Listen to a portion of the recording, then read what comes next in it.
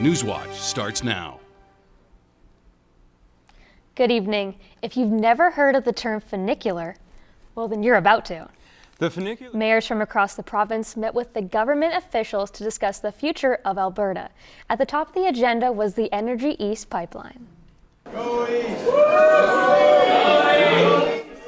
Premier Rachel Notley was at the event to stress the importance of getting Albertan oil to new markets. When people in other jurisdictions think that by blocking oil transfer from Alberta that they're somehow making an environmental decision, that they need to actually understand that what's happening is that they're not reducing their reliance on oil. All they're doing is they're bringing it in from a different place, and they're doing it in a way that actually doesn't help their national economy. Notley encouraged the mayors to promote their eastern counterparts and the economic, environmental advantages of buying Albertan oil. Spring seems to have come early to Edmonton this year, and that means that the city can get an early start on the road maintenance. Having already filled 100,000 potholes this season, the city is taking advantage of the warm weather and low snowfall. We are doing some early work. We caution people because it looks like spring, but it is still winter. And while we're cognizant that it could snow tomorrow, we do want to get out there and do some meaningful work. The city is using the money saved from removing less snow this winter to pay for the early spring maintenance. This week being all about gender equality and the right of females, Minister Stephanie McLean announced that she'll be focusing on the increasing economic security of women. With the price of oil sitting as low as it is and how dependent Alberta's economy on oil, it makes jobs not only difficult to find, but also to hold on to. With the workplace gender equality still being an issue, Minister Stephanie McLean to ensure women's voices are heard, their diverse voices, whether it be in childcare or transportation policy.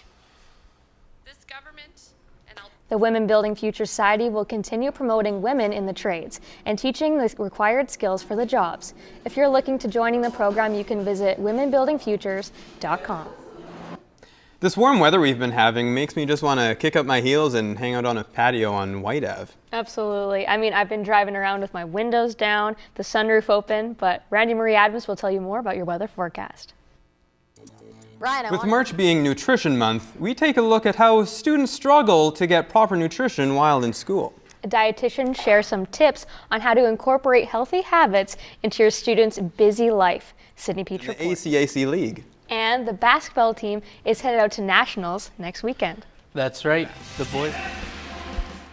I'm not too sure if I would want to go play airsoft, but it did look fun.